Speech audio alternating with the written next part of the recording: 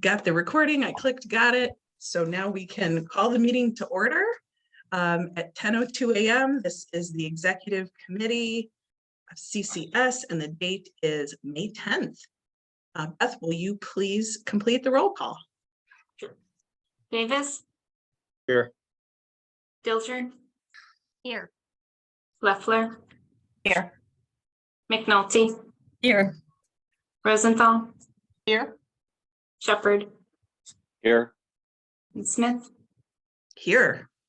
For CCS, we have Rebecca Malinowski and Beth Stoneburner. Thank you very much. Does anyone have any additions to the agenda? Seeing none, is there anyone present for public comment? Seeing none, we'll move on to the consent agenda. Would entertain a motion for approval. I'll move approval of the consent agenda. Second. Thank you, Brian. Thank you, Lauren. Beth? Davis? Yes. Dilger? Yes. Leffler? Yes. McNulty? Yes. Rosenthal? Yes. Shepherd? Yes. And Smith. Yes. Thank you. Okay, motion carries unanimously. Thank you, everyone. Moving on to business. Thank you very much for the information provided, Rebecca. We'll go through these and see if you have anything to add and if the crew here has any questions. So office move, Rebecca, anything to add? Nothing to add since the packet. Perfect. Any questions? Okay. Rebecca, would this be a good time to talk about oh, I see. You've got it under my report, the meeting. Perfect. All right, moving along to the new and potential members. Any additions, Rebecca, to your report? A couple of quick updates. Mount Prospect, I'm still waiting from Innovative on an update on the pricing. The services cost came back higher than anticipated. The services costs, I thought they added extra hours, but instead they have increased the hourly rate. So they're going back to try again on that. With IUG this week, I don't know that I'll have any update by the end of the week, but they still feel confident that we'll be able to get in and get scheduled, which is why we're starting the contracting now instead of in November. And then potential new members in the packet, I said that I would be attending the Waukegan board meeting in June. That has been changed and I will be attending in July. Ryan Livergood is still attending in June to talk about kind of their library's experience. And then Tiffany has asked me to come in July and talk more like nuts and bolts after they've had a chance to kind of digest and work through what they learned from Ryan. So everything seems to be moving along in a positive direction with Waukegan. Excellent, thank you. Any questions on our new and potential members? Any updates on OCLC and how that fits in with this Waukegan? Oh, yeah, so we did get a quote from OCLC for Waukegan, which was around $17,000, which is higher than I think they should pay, but not as high as I was worried it would be. We do have a request into OCLC for repricing for all of our members. We'll see what that comes out to be. So we are still working on negotiations with OCLC. But looking at the OCLC costs, because of how we redistribute costs and the costs of the costs that they're bringing in and the costs that they're going to pay for Warren, Newport, Mount Prospect, and Waukegan, essentially it'll shake out to be a wash. If Mount Prospect and Waukegan both join, Mount Prospect is going to end up taking on a bigger burden than they're currently paying for OCLC, and Waukegan would pay less than OCLC is quoting them. And in the end, it will kind of balance out. So our members won't see a big change. We did add to the uses for development fund list, just the option for us to, in the future, use development funds to kind of balance out if we have a member join that really throws things out of whack. And we're still working on, is there another option for us that would not cost $400,000 a year? Thank Does you. that answer your question? Yeah. Okay, cool. Any other questions on new and potential members? Okay, Rebecca, if there's nothing else on that. Okay, we'll move on to innovative updates. Back over to you. I do have, I think, a positive update on our system performance progress. So in the packet, I included kind of what we had learned as of last week. And then yesterday, I met with the Polaris product manager from development and got some timeline updates. So the very exciting news is that e-content syncing,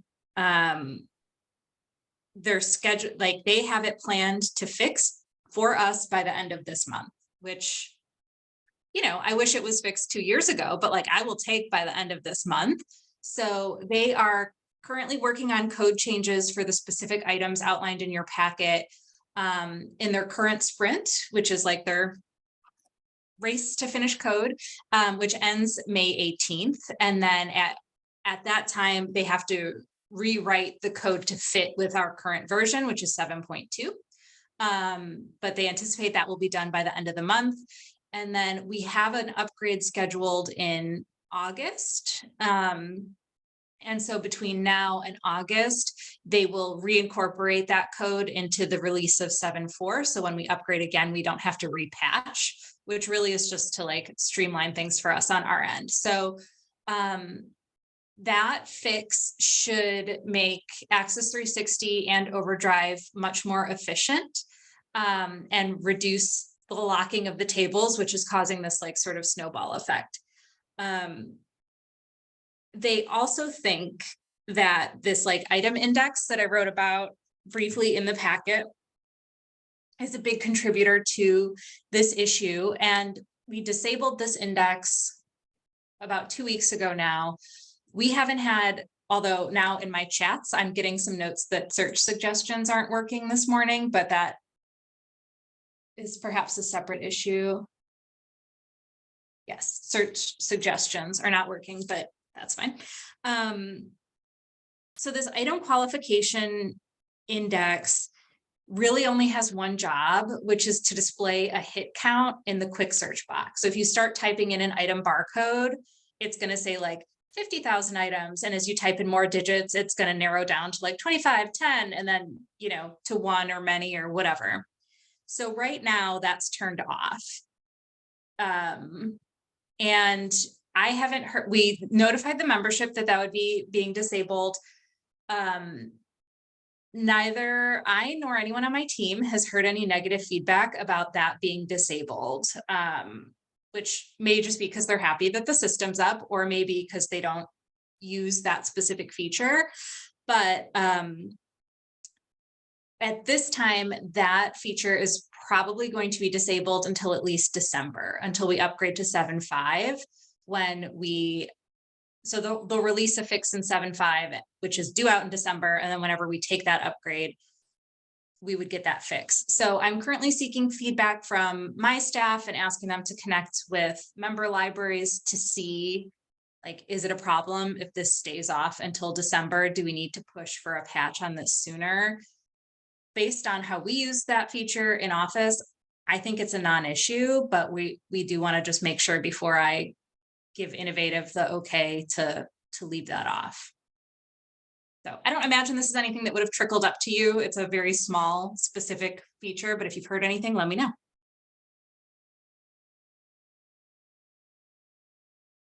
Thank you very much. Any questions for Rebecca on this topic? Okay, then we'll go on to text message notices.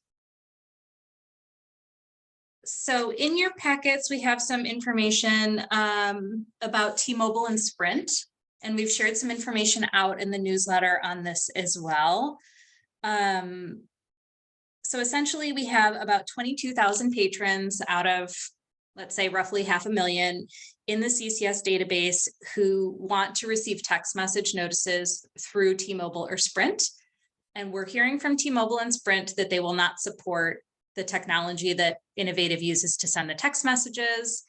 I am still working with Dean Cooper, our Polaris account manager, to see if we can get credits back on our contract, since this feature doesn't actually work to deliver text messages. But my question to this committee is, what is the perceived importance of text messages in your community? I have my own opinions. I'm interested in hearing yours. We can relatively easily launch a third-party tool called MessageBee that would cost about $6,000 a year to send text notices for all of our libraries. And we can work that into our project schedule and get it churned out, whether or not Innovative gives us credits. I'd prefer to do it if Innovative gives us credits, so we're not essentially double paying. But I'm interested in hearing from everyone on text messages.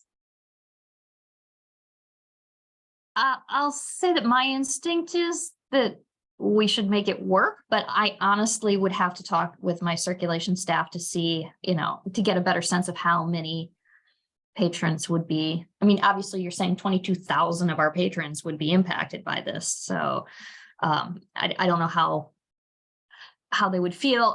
I guess my feeling is, people that rely on it that suddenly aren't getting it, how are we communicating that to them that they're not getting those notices? Yeah, and part of the trick is that it is really inconsistent. We've been getting bounce back notices, like bounce back messages from the carriers that these aren't being delivered. But for those same bounce back notices, we're hearing from people, no, I actually got my notice. So, and then other people are not receiving it and we're not getting a bounce back. So it's really hard to track, which is part of the issue. Which I don't think is specifically Innovative's fault. I think it's just the nature of text messages.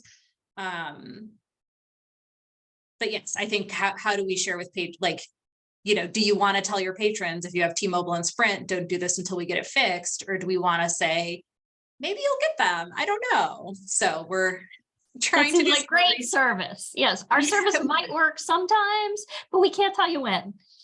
Yeah, and that for me, it's really a perception issue. CCS's mission is to be on the forefront of library technology. And if we can't deliver a text message, I don't think we're fulfilling that mission.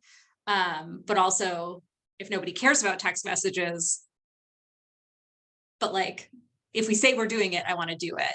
I agree with Jeannie. I think that if we're going to say we do it, it should work. I actually have T-Mobile and I haven't received any text messages since April 22nd. And I know that I've had books come in, either on hold or whatever, or been renewed. I will say that while it's nice to get them, in terms of the messages are so generic, I still have to log into my account to see what they're talking about, what book came in, what's being automatically renewed, that kind of thing. So, I'm kind of on the fence a little bit, but I think that there may be people that really do rely on that message. I'm here every day, so it doesn't make as much difference to me. But for someone who says, oh, I need to be reminded to check my account or something like that, or pick up an item, or, I only have one item on hold instead of 10 or something. So I know what's coming in, but I'm not getting the text messages any longer either. So I have a question. Would the third-party technology provide any added value or features that we don't currently have? I haven't done a deep dive on their features, but I believe that they're they're sent with a different technology, so they're actually deliverable is the main thing. But I don't know that it has like reply to renew features, but I do think we'd be able to have more robust messaging within the text message. We wouldn't have the same character limits. So maybe everybody benefits then. I like, I mean, if I could see the title or, you know, the list or whatever they're talking about with the text message, I think that would be really worthwhile.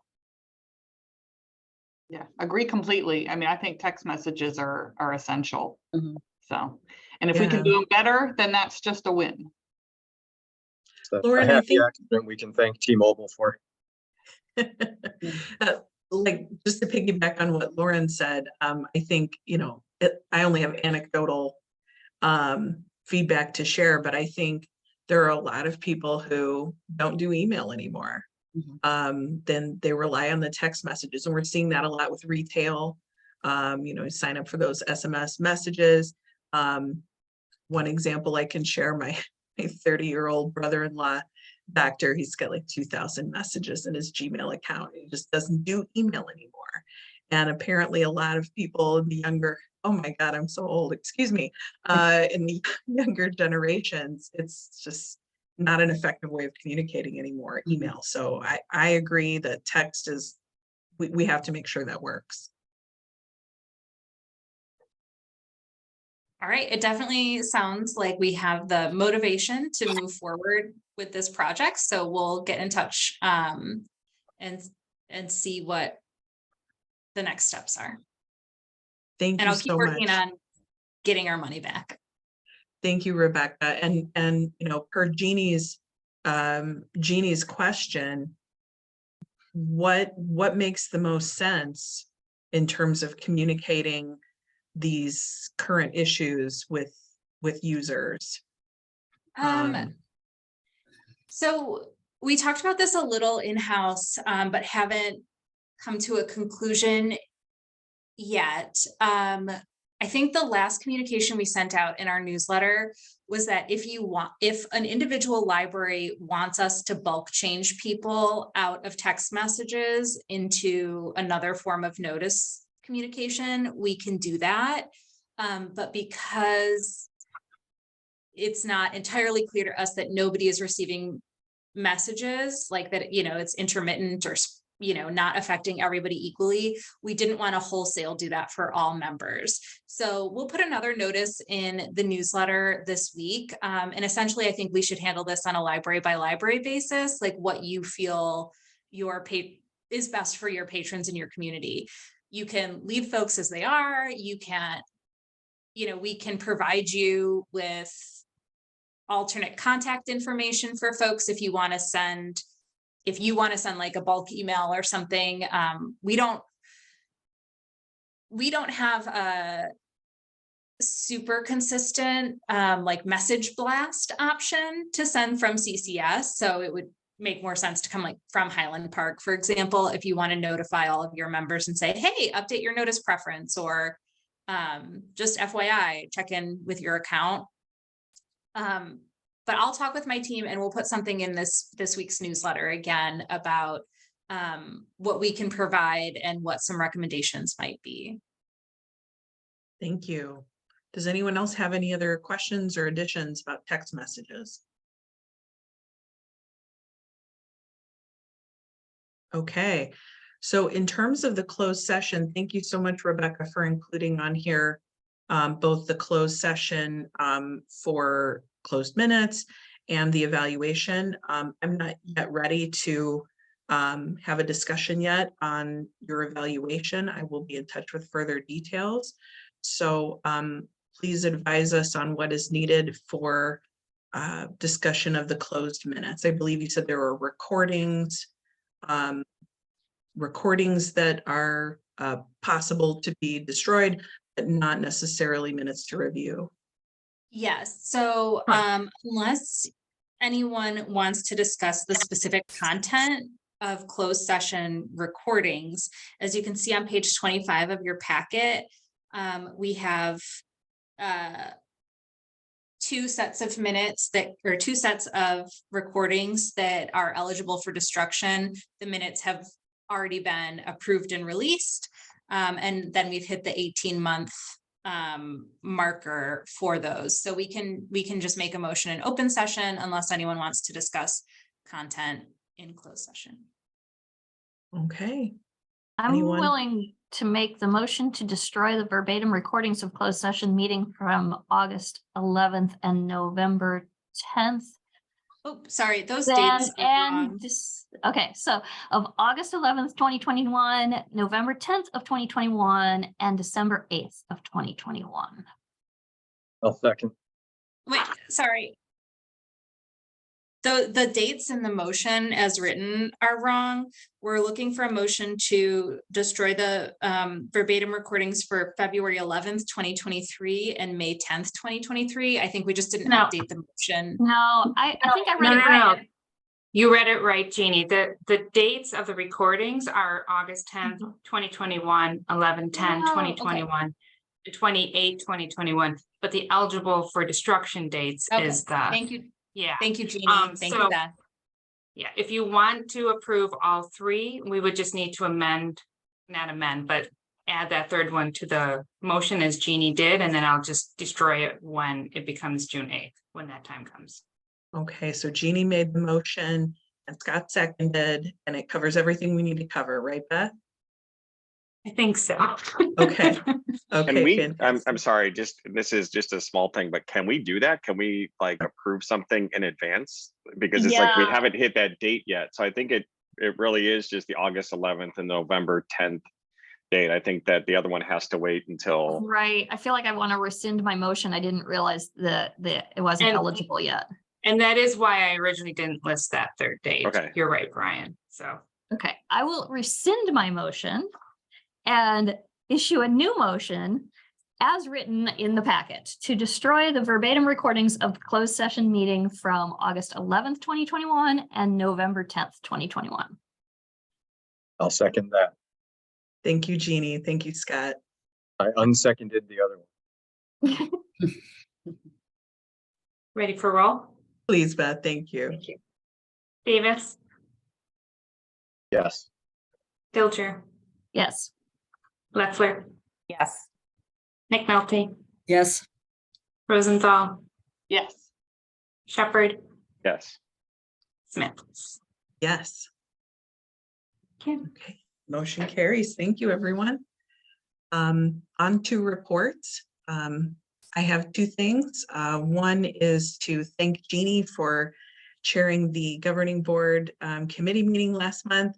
I was in attendance to vote on behalf of Highland Park, but it was very gracious of Jeannie to do the heavy lifting. Thank you so much, Jeannie. I appreciated that. it's really the only thing I've had to do as vice president, so it was easy. Well, you hit it out of the park. Thank you.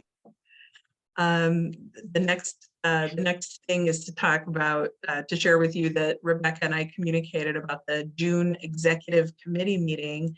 And that is during the office move, it was suggested that we cancel that June meeting and that we would reconvene in July, at which time we would have plenty of time to have our next steps in place for Rebecca's evaluation.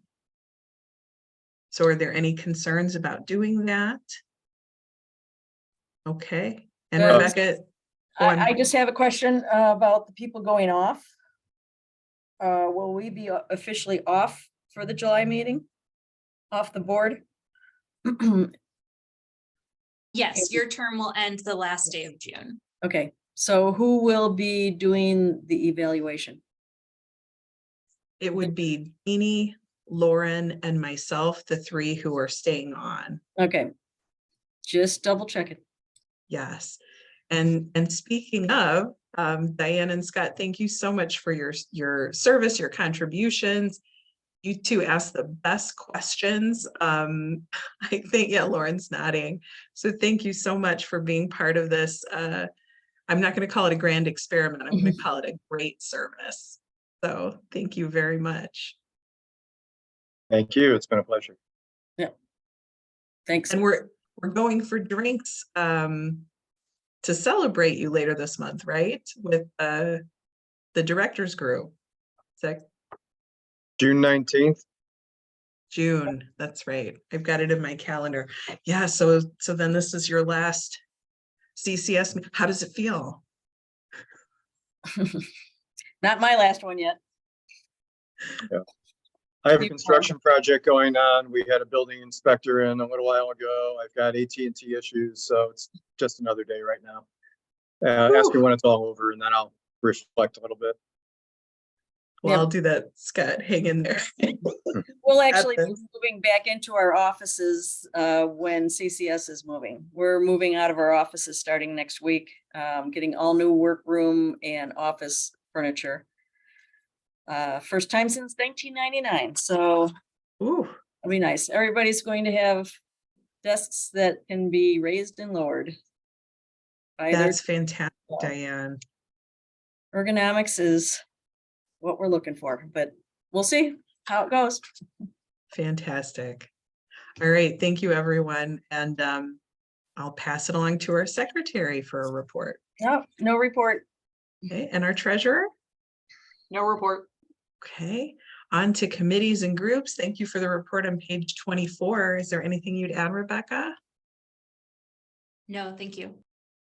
Any questions for Rebecca on any of this good stuff? Okay, then on to her report. Anything you would add, Rebecca? No, I'm happy to take questions on anything in the packet or anything I didn't cover that you have questions on. And I'll give my own shout out to Scott. Scott, thanks for being such an awesome board member. You've been on executive committee multiple times during my relatively brief tenure at CCS, and I've always appreciated your insight and your helpful phone calls. Scott never goes with an email when a phone call is an option, and it makes things easy, more efficient, and gets to the root of things. So Jeannie, I'm sorry, I see your hand up. Yes, since we won't be meeting next week, for those of us who will be going to ALA, do you have or will you have some instructions for what you would like us to say to any of the vendors, innovative or otherwise, when we visit their booths? I just wrote down AAA. I can put Triple I. together, I can put together an email. Assuming that these e-content things are, I mean, they should be resolved by June ALA. I would only send good tidings to Innovative. If they are not resolved, I will have some other, I will get myself an exhibitor pass and show up on my own. But I will send an email out to folks and let you know. Mieko is at IUG this week, which is the Innovative Users Group. So she'll be getting some FaceTime with vendors, with Innovative and related vendors.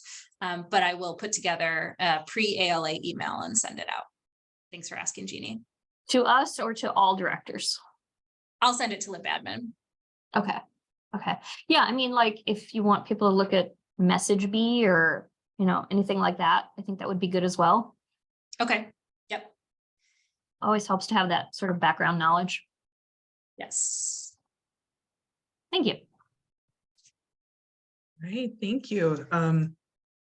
Any other questions from anybody else? All right, thank you. Thank you. So again, Scott, thank you. And next steps about the evaluation coming for the committee, and take care, everybody. Unless there are any objections, we'll adjourn the meeting here at 10:31 a.m. Heidi, I will say I'll be here through the end of June. So if you want any of my input on Rebecca's evaluation, I'd be happy to give it. And I would like to say just in general, how much I've appreciated working with Rebecca and your staff. Obviously, Diana, I've been around a long time and seen a lot of people come through the CCS headquarters there, and you guys are doing a fantastic job.